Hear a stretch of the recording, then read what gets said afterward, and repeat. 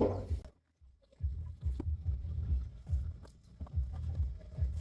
ván này từ sáng giờ phơi thấy nó mục thật.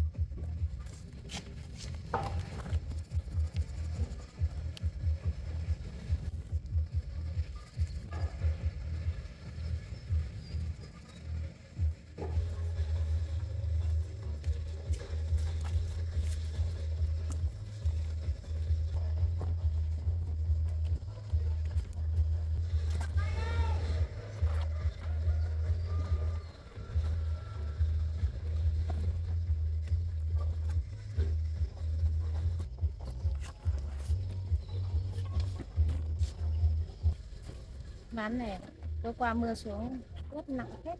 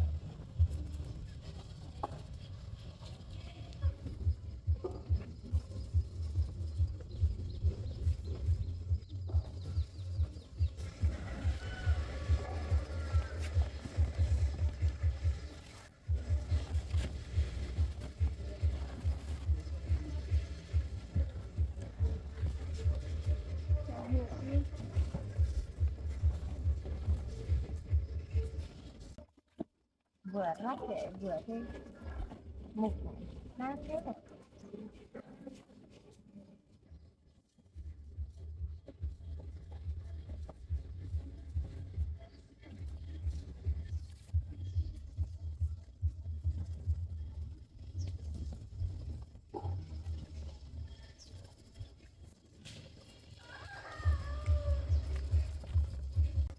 Ôi, ôi.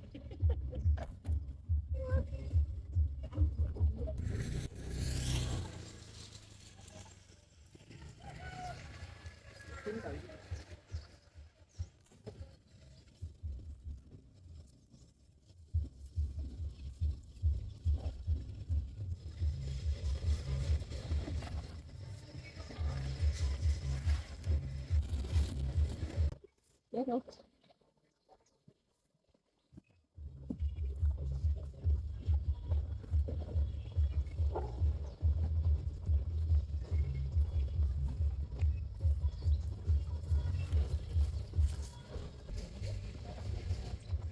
Còn móc nữa.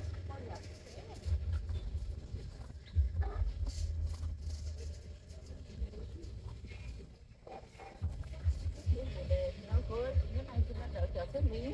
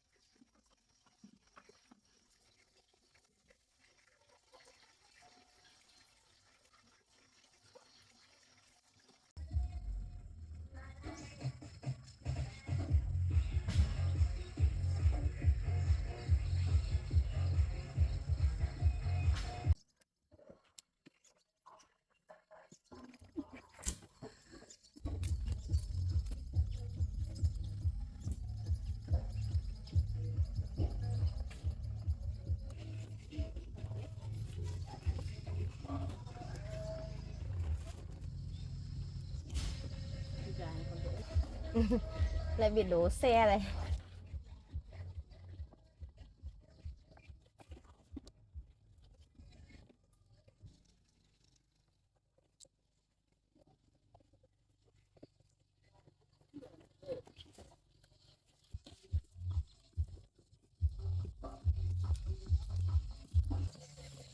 Lại bị đổ rồi em.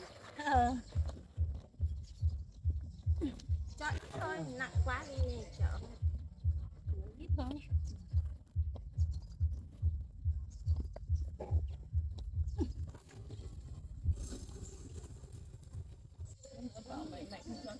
Chắc chắn mấy chợ này tao quê nặng lắm rồi, tao mệt lắm rồi, họ nhăn lắm.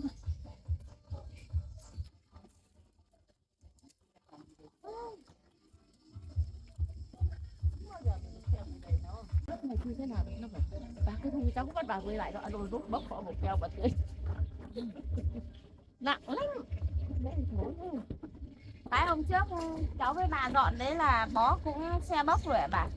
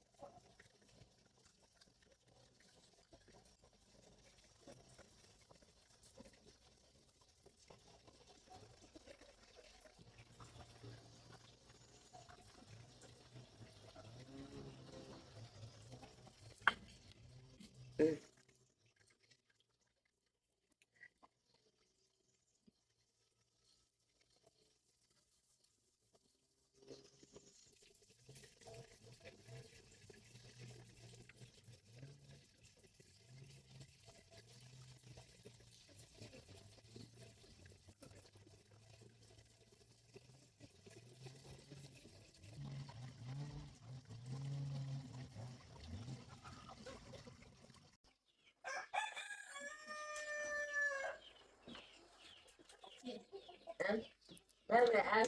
Vâng, em đi thuê bán cho người ta về xong em qua xin người ta 2 bao phân để tí nữa bỏ xuống rau chị ạ. Rồi. Trời lạnh sao chị không chất bếp lên? Quên rồi.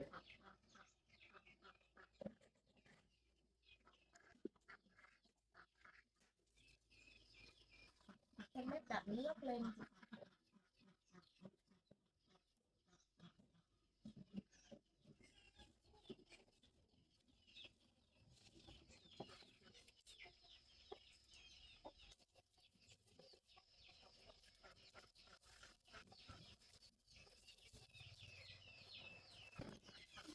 Chứ không còn ở đây rồi.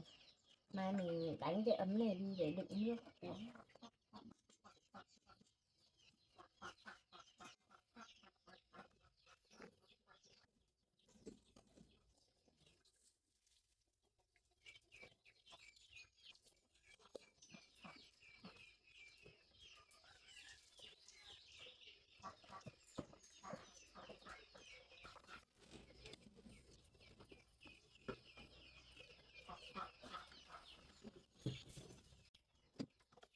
Em đi dọn chỗ kia xong rồi em lấy sơn về sơn nốt đi chị ạ. Rồi, để ạ. Vâng. Cái sơn và sơn thì nó đỡ mọt ấy chị.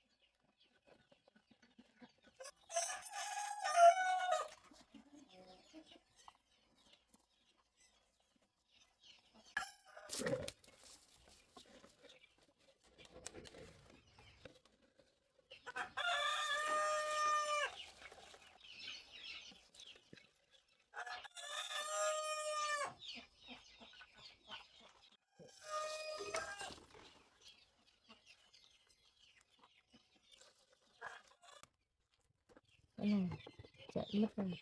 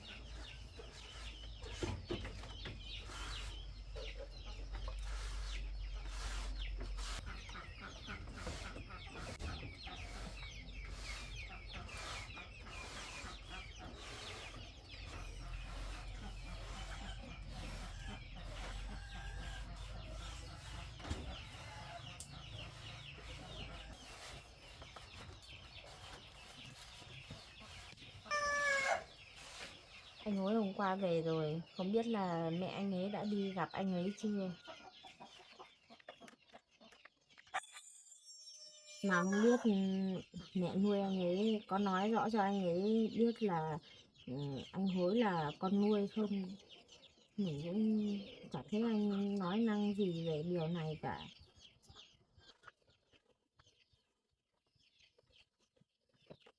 Thế nào anh hối không phải là con đẻ của mẹ nuôi anh ấy nên là bà ấy đối xử với anh hối như vậy. Không biết là bây giờ mẹ anh ấy về đây nhận anh ấy có tha thứ cho mẹ anh ấy không? Không biết là nguyên nhân gì mà mẹ anh ấy lại cho anh ấy đi làm con nuôi. Mình thấy cô ấy cũng rất hiền hậu mà. Trước đây mình cũng từng giúp đỡ Trang, mình cũng đến nhà cô ấy cũng rất tốt. Để khi nào mình thử gặp cô ấy, mình thử hỏi cô ấy xem vì lý do gì mà lại cho anh hối đi làm con nuôi.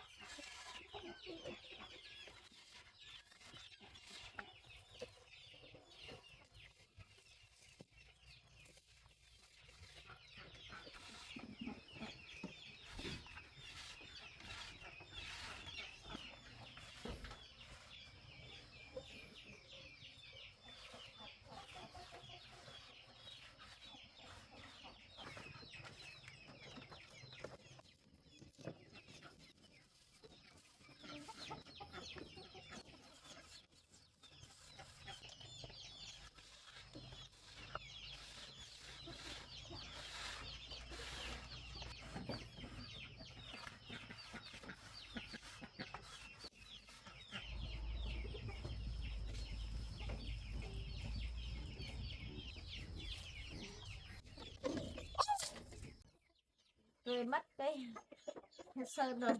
May quá vừa tầm đủ.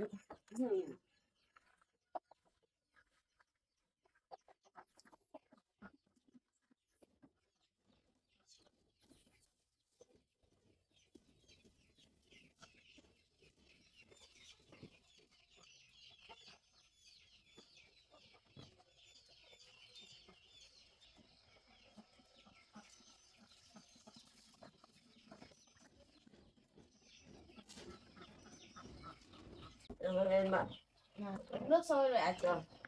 Vâng, để em hạ xuống rồi em đi cắm cơm ạ, làm cơm ăn.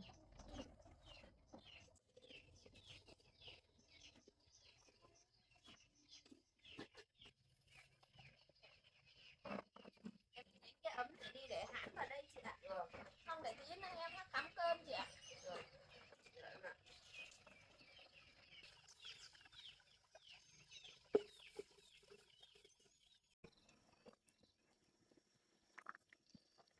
Ở đây tí nữa nguội rồi bưng ra ngoài. Mình đi đặt cái micro kia xong rồi để trăng vào họng hay do nó gió mạnh.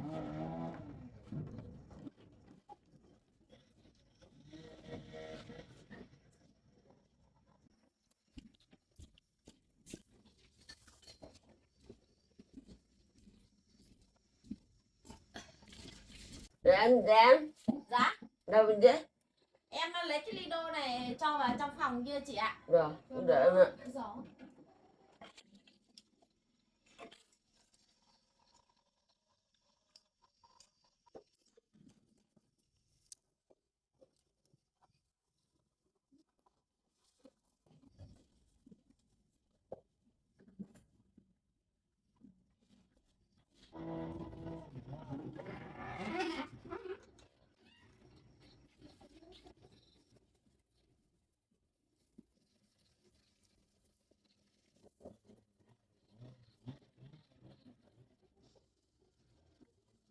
Lấy đinh về đóng vào đây.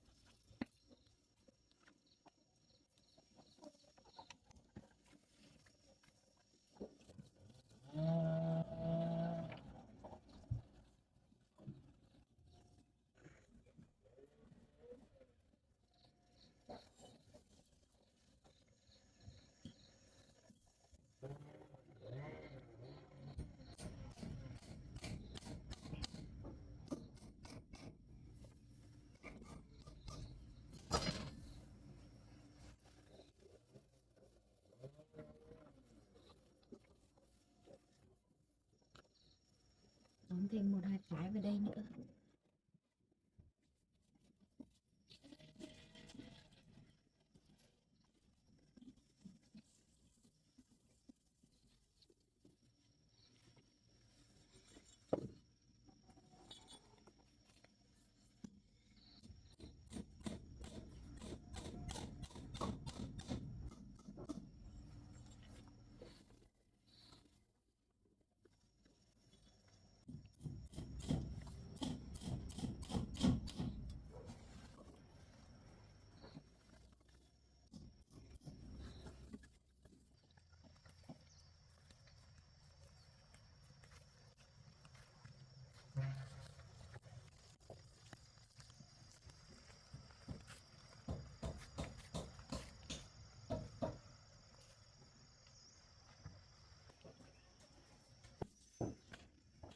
Nằm trong đấy cháu ơi. Cô. Ừ cháu.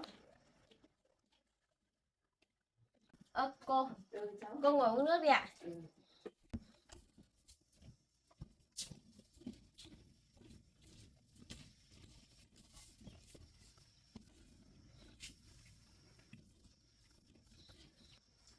Cháu đang làm gì trong đấy? Cháu cũng đóng cái rèm vào chỗ phòng trong kia để cho nó kín đáo một chút ạ. Cô uống nước đi ạ. Mà cô đến đây chơi là được rồi. Còn mang quà cho cháu làm gì nữa. Mang quà cho cháu chip đi. Trước về cô đi đường tắt bên này nên không có quà cho chip được. Nay cô đi ra ngoài nên mua cho chip cái quà cháu. Vâng, cô đến chơi là được rồi, còn quà cáp gì nữa. Có gì bây giờ? Cô uống nước đi. Uống nước đi cháu. Uống nước đi. Ừ. Chip đâu rồi cháu?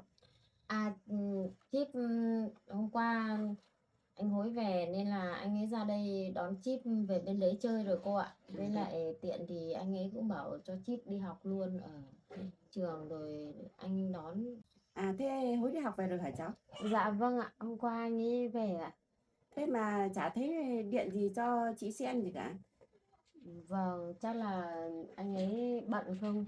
Thế cô không biết anh hối về ạ? Cô không biết đâu. Vâng. Thế cô ở bên nhà cô Sen cũng không biết là Hối về cho nên là cũng không thấy Hối điện cho cô Sen cũng không biết nói cho cô biết đâu. Dạ vâng. Vì hôm trước cô Sen gọi cho Hối thì bảo là bao giờ Hối về để Hối điện cho cô Sen nhưng mà về chả thấy điện cho cô Sen gì cả. Dạ chắc là anh ấy bận gì không? Biết vậy được cháu ạ.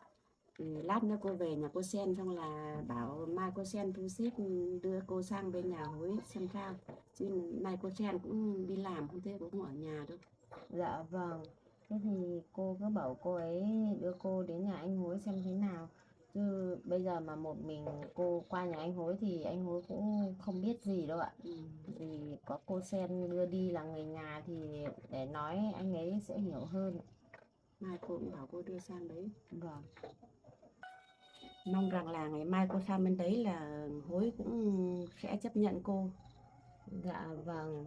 Chắc có lẽ anh ấy cũng sẽ chấp nhận thôi cô ạ. Cô cũng không phải buồn đâu.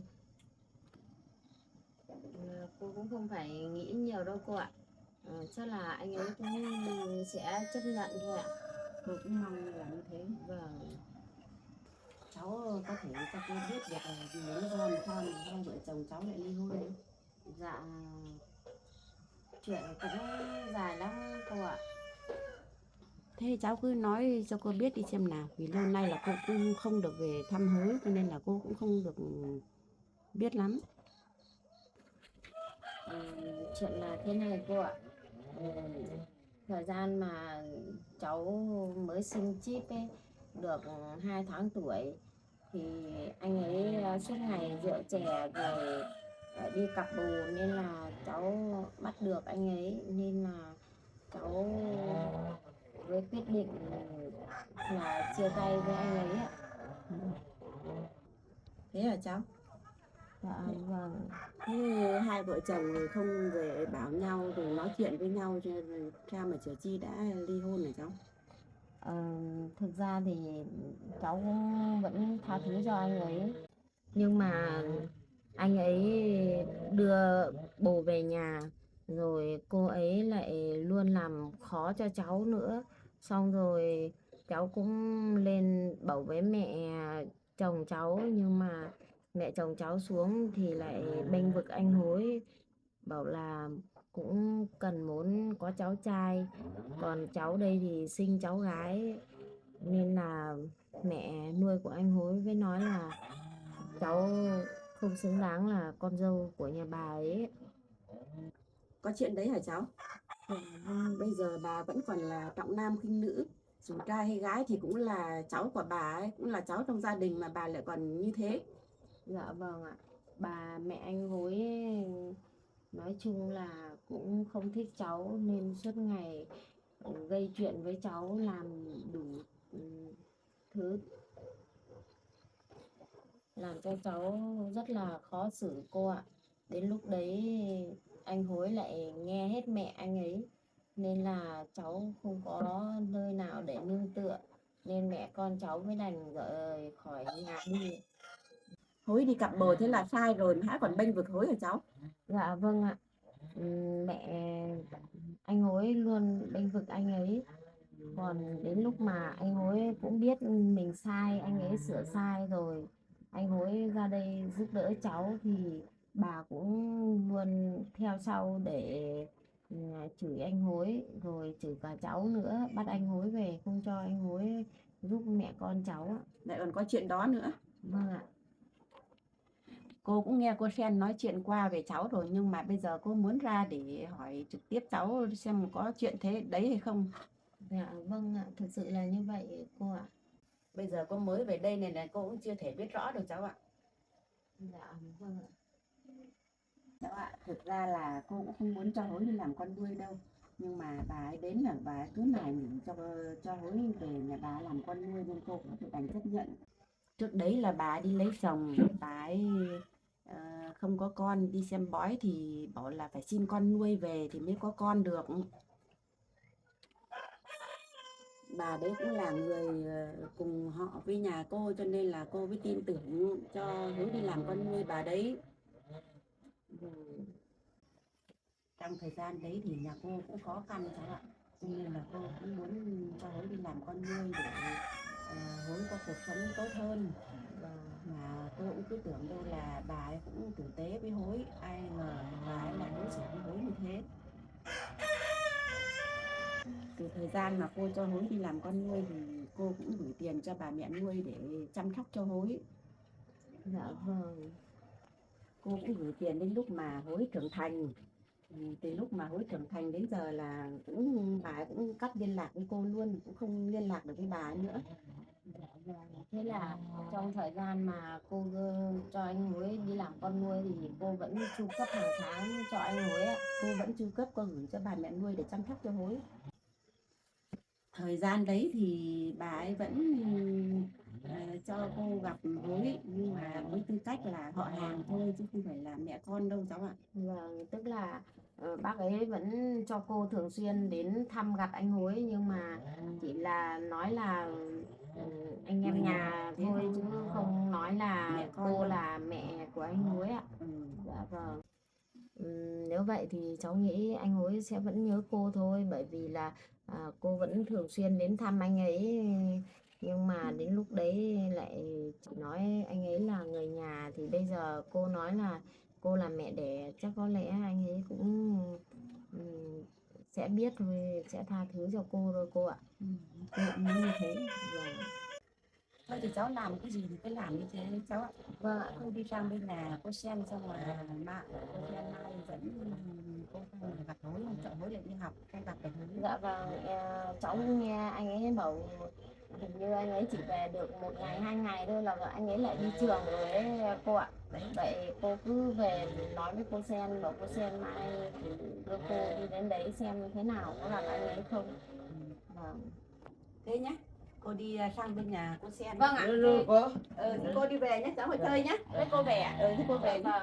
Hôm nay Trích đi học rồi cô ạ. Để hôm nào Trích về thì cô với Trích thì cô cứ qua chơi ạ. Biết thật và không được gặp Chít. Vâng. Rồi cô về đấy. Vâng ạ. Thế cô về ạ. Thế cô về nhé.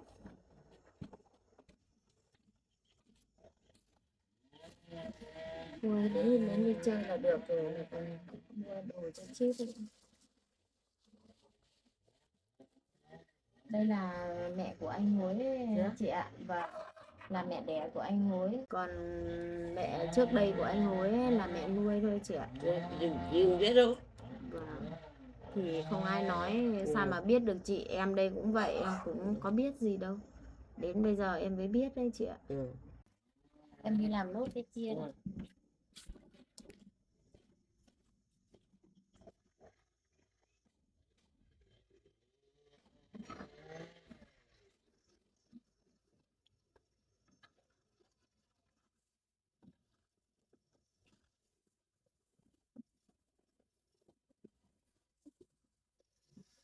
Hôm nào chắc có lẽ mình mua một cái bạt may cái gì về để trong nốt đây nữa.